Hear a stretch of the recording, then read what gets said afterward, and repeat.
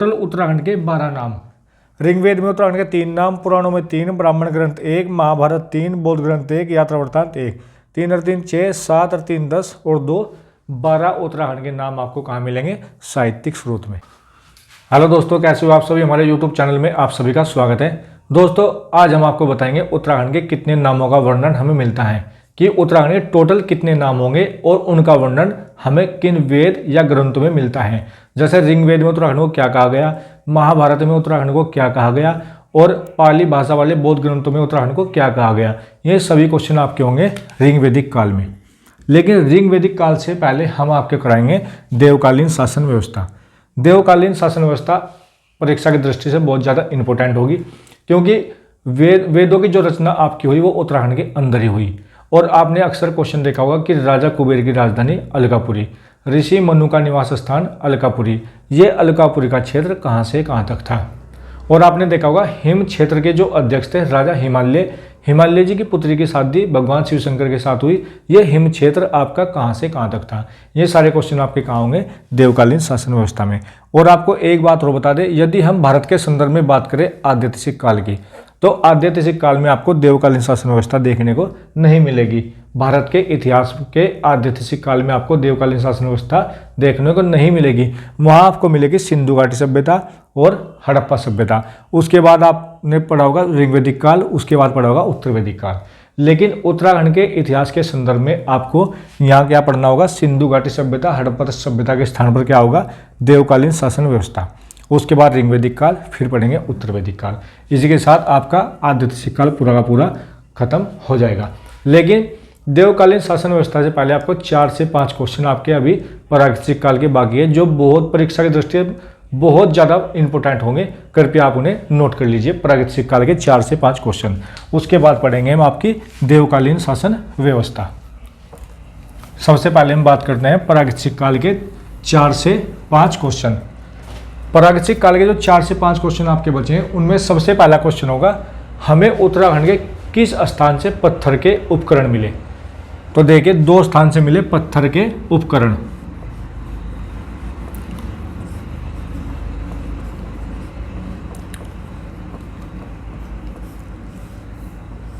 पत्थर के आपके जो उपकरण मिले 2 स्थान। नंबर 1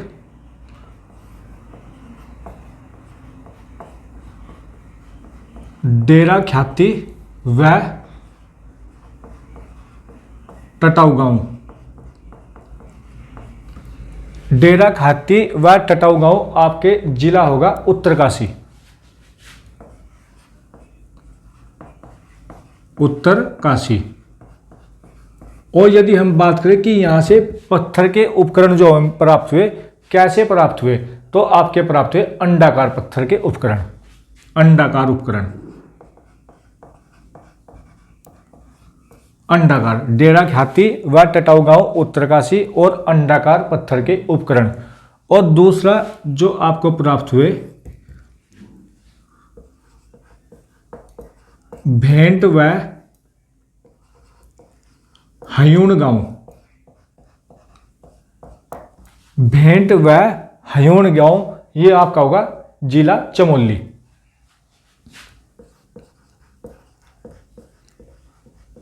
चमोली से प्राप्त। और यदि हम बात करें कि यहां से भेंट व हयूण गांव से चमोली से आपके पत्थर के कैसे उपकरण प्राप्त हुए? यहां से प्राप्त हुए चपटाकार उपकरण। चपटाकार,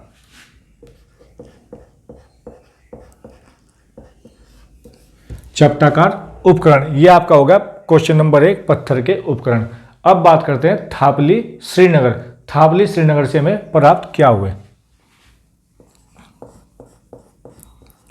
थापली वही आपका श्रीनगर। और यहां पर उत्खननकर्ता कौन थे? थापली श्रीनगर में हमें जो साक्ष्य मिले वहां के उत्खननकर्ता कौन थे? तो देखिए थापली श्रीनगर से 2 नाम आपके आएंगे। एक तो केपी नोटियाल,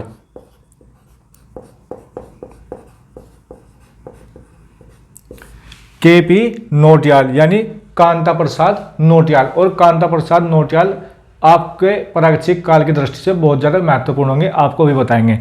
कांता प्रसाद नोटियाल जी उत्खननकर्ता, और दूसरे थे HNB। HNB का मतलब श्रीनगर। हेमवती नंदन बहुगुणा जो आपका विश्वविद्यालय श्रीनगर, उनके द्वारा उत्खनन किया गया और KP नौटियाल जी द्वारा उत्खनन किया गया, कहाँ, थापली श्रीनगर। और यहाँ से प्रमाण किस चीज के मिले, देखिए जो आपके KP नौटियाल जी थे, कांता प्रसाद नौटियाल, इन्हें प्राप्त हुए तांबे की कील, तांबे की कील, और दूसरा प्राप्त हुए तांबे की चूड़ी,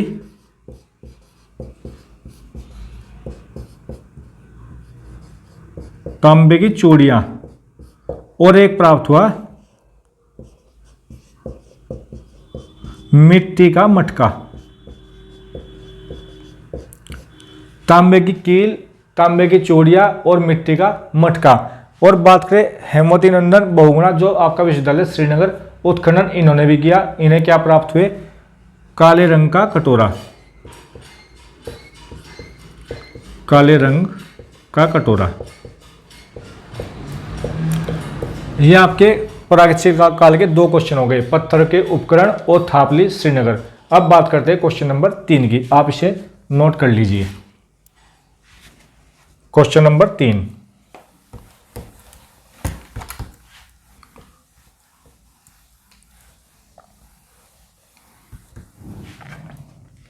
क्वेश्चन नंबर 3 की बात करें प्रागैतिहासिक काल के, अंगरोली गांव, अंगरोली पौड़ी, पौड़ी गढ़वाल, अंगरोली।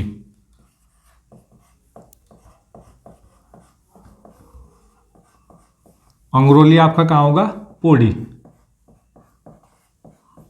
गढ़वाल।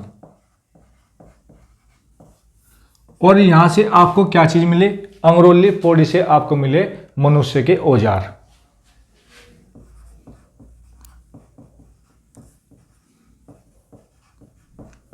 औजार, यह आपका होगा तीसरा क्वेश्चन। अब बात करते हैं चौथे क्वेश्चन की, बंदरखेत टिहरी, बंदरखेत टिहरी से हमें क्या प्रमाण मिले,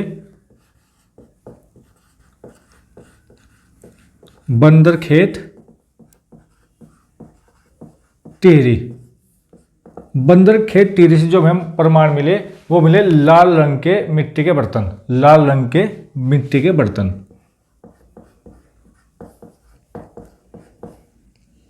के मिट्टी के बर्तन। ये आपके क्वेश्चन हो गए 4। और आज का लास्ट क्वेश्चन प्रागैतिहासिक काल का होगा आपका, ये जो क्वेश्चन होगा ये होगा हटवाल घोड़ा शैलचित्र अल्मोड़ा, हटवाल घोड़ा शैलचित्र। और ये क्या कहाँ होगा आपका, अल्मोड़ा, ये होगा आपका जिला अल्मोड़ा। हटवाल घोड़ा ये होगा आपके शैलचित्र, और ये कहाँ से प्राप्त हुए, अल्मोड़ा। अब ये क्वेश्चन थे आपके प्रागैतिहासिक काल के। साथ साथ आपको एक चीज और कराते हैं, बहुत इंपॉर्टेंट होगी, महासम संस्कृति, उत्तराखंड की महासम संस्कृति और कप मार्क्स। 3 से 4 क्वेश्चन होंगे, बहुत ज्यादा इंपॉर्टेंट होंगे, कृपया इन्हें नोट कर लीजिए।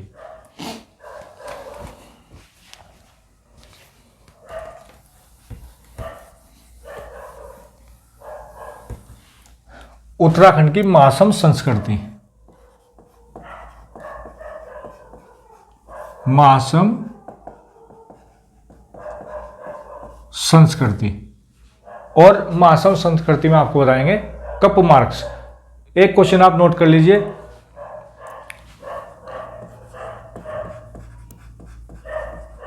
कप मार्क्स का संबंध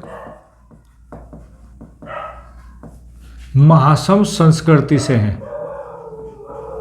महासम संस्कृति से है। अब आपका क्वेश्चन ये होगा कि महासम संस्कृति से आपका क्वेश्चन होगा कि कप मार्क्स कहा किसे जाता है, कप मार्क्स किसे कहा जाता है। उत्तराखंड में बहुत ज़्यादा इंपॉर्टेंट होगा आपके लिए कप मार्क्स को जानना। आपने देखा शिलाएं, स्क्रीन पर आप देख लीजिए, आपको फोटो भी मिल जाएगा। शिलाएं जो बड़े बड़े पत्थर की शिलाएं होती है उन पर गड्ढाकार, ओखलीकार, ऐसे इस प्रकार के आकार कैसा होगा, ओखली, ओखली के समान इस प्रकार इनका आकार होगा, इन्हें कहा जाता है कप मार्क्स। तो तो कप मार्क्स कितने प्राप्त हुए, खोज उनकी किसने की, 2 से 3 क्वेश्चन होंगे, कृपया उन्हें नोट कर लीजिए। सबसे पहले बात करते हैं 200 कप मार्क्स। 200 कप मार्क्स आपके कहां से प्राप्त हुए, चंद्रेश्वर मंदिर द्वाराहाट, और उनकी खोज किसने की, रिवेट कॉर्नर। चंद्रेश्वर मंदिर द्वाराहाट, और खोज 1877 रिवेट कार्नक। रिवेट कार्नक, और रिवेट कार्नक जी ने, एक क्वेश्चन इंपॉर्टेंट होगा, जो आपके यूरोप के शैल चित्रों से इनकी तुलना की है, किसकी, जो आपके 200 कप मार्क्स चंद्रेश्वर मंदिर से मिले हैं, रिवेट कार्नक जी ने यूरोप के शैल चित्रों से इनकी तुलना की है। इसके बाद क्वेश्चन 73 कप मार्क्स आपके मिले नोलाग्राम, और ये आपका पश्चिमी रामगंगा घाटी। 73 कप मार्क्स आपके मिले नोलाग्राम, पश्चिमी रामगंगा घाटी, और खोजकर्ता कौन थे, डॉक्टर यशोधर मठपाल। यशोधर मठपाल जिन्हें इनकी खोज की। आप इन क्वेश्चनों को नोट कर लीजिए।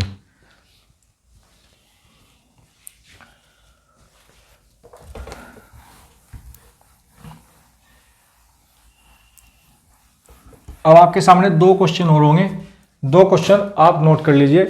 आपको बताते हैं, जो उत्तराखंड के प्रागैतिहासिक काल के जो खोजकर्ता हैं उनका श्रेय, उत्तराखंड के प्रागैतिहासिक काल के खोजकर्ताओं को श्रेय किन 2 व्यक्तियों को गया है, केपी नौटियाल, कांता प्रसाद नौटियाल व यशोधर मठपाल जी को गया है। उत्तराखंड के प्रागैतिहासिक काल के साक्ष्यों की जो खोजकर्ता का जो श्रेय मिला है वो केपी नौटियाल और यशोधर मठपाल जी को मिला है। और उत्तराखंड के पुरातत्व के जनक किसे कहा गया, हैनवुड जी कहा गया। हैनवुड जी को हमने पहली क्लास में देख लेना आप, 1856 में देवीधुरा चंपावत से कप मार्क्स और समाधानों की खोज की थी। तो कौन थे, हैनवुड। कौन थे, हैनवुड। 1856 उत्तराखंड के मतलब प्रागैतिहासिक काल के जो पुरातत्व का जनक किसे कहा गया, हैनवुड को कहा गया। अब बात करते हैं उत्तराखंड की देवकालीन शासन व्यवस्था।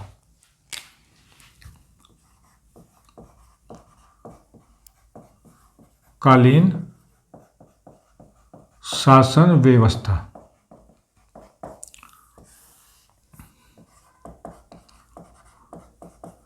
आपका मोस्ट इंपोर्टेंट चैप्टर आज का होगा उत्तराखंड की देवकालीन शासन व्यवस्था। उत्तराखंड की देवकालीन शासन व्यवस्था की जानकारी हमें 4 क्षेत्रों से मिलती है। कितने क्षेत्र, 4 क्षेत्र। और वो 4 क्षेत्र आपके कौन से होंगे,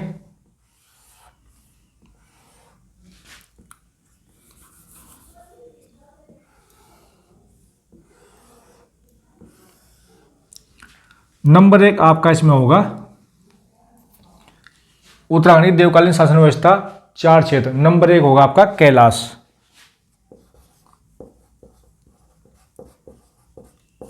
नंबर 2 आपका होगा अलकापुरी। नंबर 3 आपका इसमें होगा देवपुरी। और नंबर 4 आपका होगा हिम क्षेत्र। हिम क्षेत्र। Number 1 Kailash, number 2 Alkapuri, number 3 Deopuri और नंबर 4 आपका होगा हिम क्षेत्र। अब बात करते हैं इनके अध्यक्ष की, कि यहाँ के मालिक, इन यहाँ के अध्यक्ष, यहाँ के अधिपति कौन थे। जो कैलाश के अध्यक्ष थे वो थे भगवान शिव। कैलाश के अध्यक्ष भगवान शिव। और आपके अलकापुरी के अध्यक्ष कुबेर। अलकापुरी के अध्यक्ष राजा कुबेर। और बात करते हैं देवपुरी। देवपुरी के जो अध्यक्ष थे वो थे भगवान इंद्र।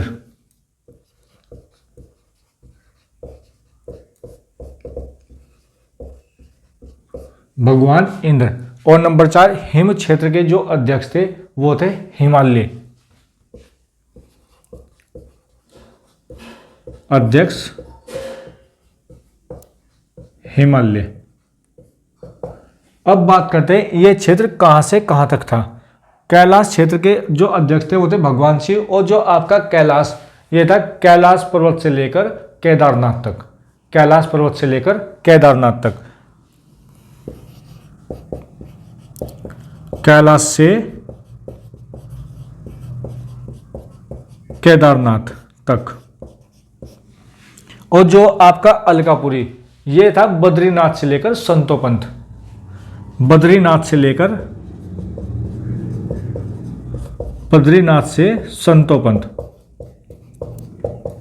संतोपंथ। और देवपुरी आपके अध्यक्ष इंद्र और हिम क्षेत्र के हिमालय। और आपको यहाँ एक क्वेश्चन और देखना होगा, अलकापुरी, अलकापुरी के अध्यक्ष राजा कुबेर थे, राजा कुबेर की राजधानी अलकापुरी। और ऋषि मनु का निवास स्थान क्या था आपका, अलकापुरी। आप ये क्वेश्चन ऋग्वेदिक काल में भी आपको देखने को मिलेगा, लेकिन आप यहाँ भी नोट कर सकते हो, नोट करके लिखना ऋषि मनु का निवास स्थान अलकापुरी। और ऋषि मनु कौन थे ये भी हम आपको वैदिक काल में बताएंगे। आपको बता दें जो ऋषि मनु थे, जब उत्तराखंड में जल प्लावन हुआ, यानी सृष्टि का एक किस्म से विनाश हुआ, जल प्लावन हुआ, तो 7 ऋषियों ने उत्तराखंड के पुराना गांव में तपस्या की थी। और उन 7 में से एक ऋषि जो थे वो थे ऋषि मनु। और उन्हीं ऋषि मनु का निवास स्थान आपका क्या था, अलकापुरी, जो आपका कहाँ पड़ता है, उत्तराखंड में पड़ता है। आप इसे नोट कर लीजिए। अब बात करते हैं आपके ऋग्वेदिक काल की। ऋग्वेदिक काल, उसके बाद पढ़ेंगे उत्तर वैदिक काल। और ऋग्वेदिक काल में भी सबसे पहले पढ़ेंगे हम आपका उत्तराखंड के नामोल्लेख, उत्तराखंड के कितने नामों का वर्णन हमें मिलता है, इसे नोट कर लीजिए आप।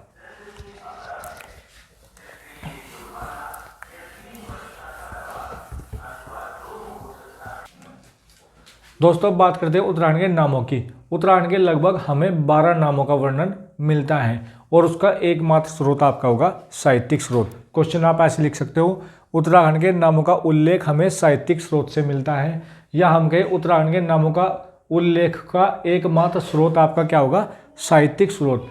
अब बात करते हैं साहित्यिक स्रोत कितने होंगे, आपके होंगे 6 साहित्यिक स्रोत, 6 साहित्यिक स्रोत।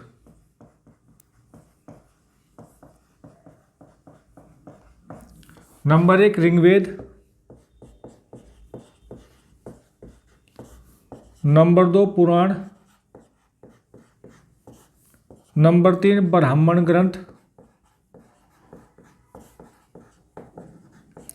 नंबर 4 महाभारत, नंबर 5 बौद्ध ग्रंथ, और नंबर 6 और लास्ट आपका यात्रा वृत्तांत, यात्रा वृत्तांत। 6 साहित्यिक स्रोत आपके ये रहे। इन 6 साहित्यिक स्रोत में आपके उत्तराखंड के 12 नामों का वर्णन होगा। अब बात करते हैं किस में कितने नामों का वर्णन। ऋग्वेद में 3 नाम, पुराणों में 3 नाम, ब्राह्मण ग्रंथ 1 नाम, महाभारत 3 नाम, बौद्ध ग्रंथ 1 नाम, यात्रा वृत्तांत 1 नाम। टोटल उत्तराखंड के 12 नाम। ऋग्वेद में उत्तराखंड के 3 नाम, पुराणों में 3, ब्राह्मण ग्रंथ 1, महाभारत 3, बौद्ध ग्रंथ 1, यात्रा वृत्तांत 1। 3 और 3 6, 7 और 3 10 और 2 12 उत्तराखंड के नाम आपको कहाँ मिलेंगे, साहित्यिक स्रोत में। और साहित्यिक स्रोत कितने, 6। अब बात करते हैं ऋग्वेद में उत्तराखंड के किन नामों, 3 नामों का वर्णन मिलता है। नंबर 1 देवभूमि, नंबर 2 मनीषियों की पूर्ण भूमि, देवभूमि मनीषियों की पूर्ण भूमि। और नंबर 3 और अंतिम नाम होगा आपका उसी नगर, उसी नगर। देवभूमि, मनुष्यों की पूर्ण भूमि और उसी नगर, ये नाम हो गए आपके ऋग्वेद। अब बात करते हैं पुराणों में 3 नाम कौन से होंगे। उत्तराखंड, नंबर 2 ब्रह्मपुर, और नंबर 3 आपका खसदेश। अब आपके माइंड में क्वेश्चन ये आ रहा होगा कि पुराण की संख्या होती है आपके 18, जैसे इसके अंदर पुराण, मत्स्य पुराण, विष्णु पुराण, इनमें से किस पुराण में इसका वर्णन होगा उत्तराखंड के नामों का। देखिए ये सारे क्वेश्चन करने के बाद हम आपको एक एक टॉपिक अलग से पढ़ाएंगे। ऋग्वेद का अलग, पुराण का अलग, ब्राह्मण ग्रंथ का अलग। जैसे ब्राह्मण ग्रंथ की बात हो गई, कौशिकी ब्राह्मण, ऐतरेय ब्राह्मण, शतपथ, पंचवीस, गोपद, इनमें से कौन से ब्राह्मण ग्रंथ में उत्तराखंड के नाम का वर्णन होगा, ये सारे एक एक टॉपिक आपको अलग से कराए जाएंगे। अब बात करते हैं ब्राह्मण ग्रंथ की। ब्राह्मण ग्रंथ में एक नाम, और एक नाम क्या होगा, उत्तर कुरु। महाभारत में 3 नाम, स्वर्ग भूमि,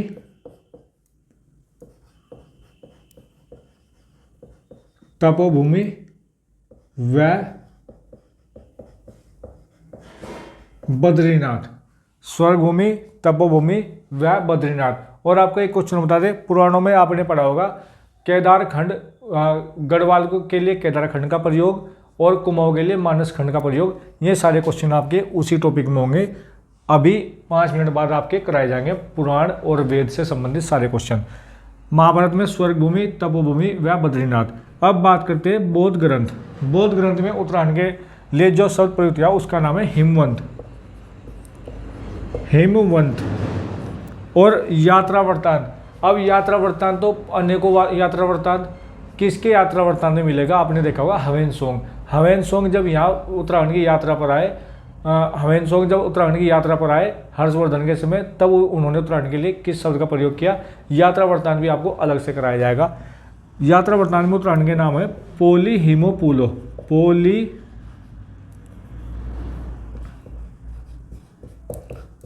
हिमोपुलो।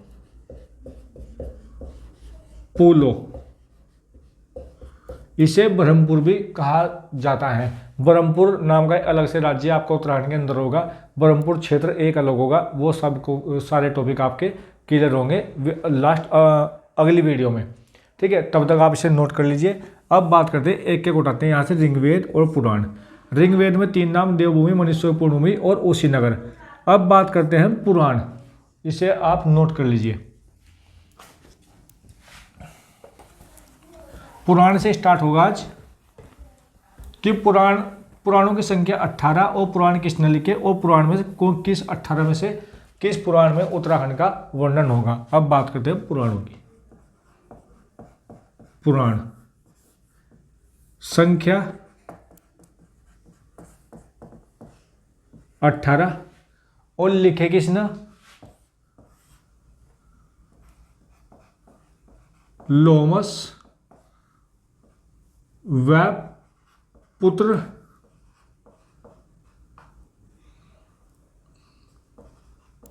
उग्रसर्वा। ऋषि लोमस व उनके पुत्र उग्रसर्वा ने पुराणों की रचना की, पुराण लिखे। और कितने पुराण, 18। अब इन 18 पुराण में सबसे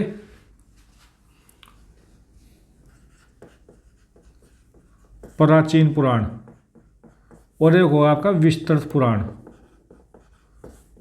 विस्तृत पुराण। सबसे प्राचीन पुराण आपका मत्स्य पुराण और सबसे विस्तृत आपका पुराण जो होगा वो होगा आपका स्कंद पुराण। स्कंद पुराण। अब आपका क्वेश्चन यहां समझेगा, हमने पढ़ा अभी तक कि पुराणों में उत्तराखंड के लिए किस शब्द का प्रयोग हुआ। 3 नाम हमने आपको बताए, उत्तराखंड, ब्रह्मपुर और खसदेश। अब इसमें क्या होगा, स्कंद पुराण में केदारखंड और मानसखंड किसे कहा गया। स्कंद पुराण में गढ़वाल के लिए और कुमाऊं के लिए अलग शब्दों का प्रयोग किया गया है। गढ़वाल के लिए आपका होगा केदारखंड और कुमाऊं के लिए आपका होगा मानसखंड। और इन संयुक्त क्षेत्र के लिए हमने आपको 3 नाम कराए। स्कंद पुराण में गढ़वाल के लिए केदारखंड, कुमाऊं के लिए मानसखंड और इन दोनों के संयुक्त क्षेत्रों को क्या कहा गया, 3 नाम जो हमने आपको कराए,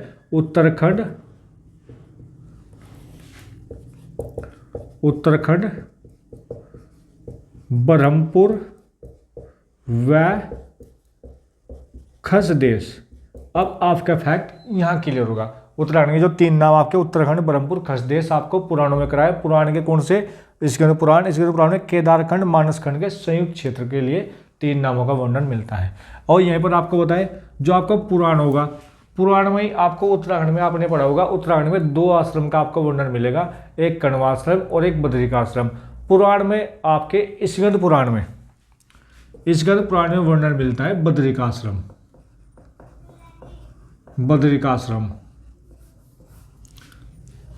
पुराण के किस पुराण में? स्कंद पुराण में उत्तराखंड के बद्रिकाश्रम का वर्णन मिलता है। कण्वाश्रम का वर्णन बाद में मिलेगा, अगर आपको वीडियो मिल जाएगा। लेकिन अभी पुराणों में किसकी बात? बद्रिकाश्रम की बात हो रही है। अब बात करते हैं, स्कंद पुराण में ही हिमालय को 5 क्षेत्रों में बांटा गया है। स्कंद पुराण में हिमालय कितने क्षेत्र? 5 क्षेत्र। 5 क्षेत्रों में बांटा गया है। इनमें से number 1 Kashmir, number 2 Jalandhar, number 3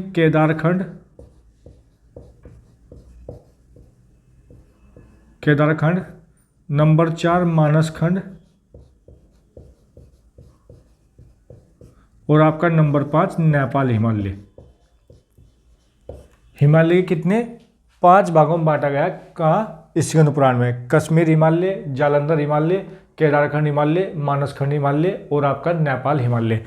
हमें कश्मीर हिमालय नहीं पढ़ना, जालंधर नहीं पढ़ना, नेपाल नहीं पढ़ना, हमें पढ़ना होगा केदारखंड हिमालय और आपका मानसखंड हिमालय।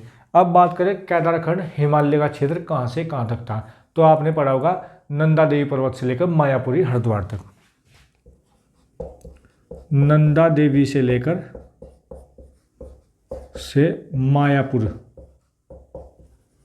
मायापुरी हरिद्वार तक। नंदा देवी से लेकर मायापुरी हरिद्वार तक का क्षेत्र आपका क्या होगा? केदारखंड हिमालय कहा जाएगा। और मानसखंड हिमालय आपका नंदा देवी से लेकर नंदा देवी पर्वत, और ये पर्वत आपका कहाँ होगा? चमोली। नंदा देवी पर्वत से लेकर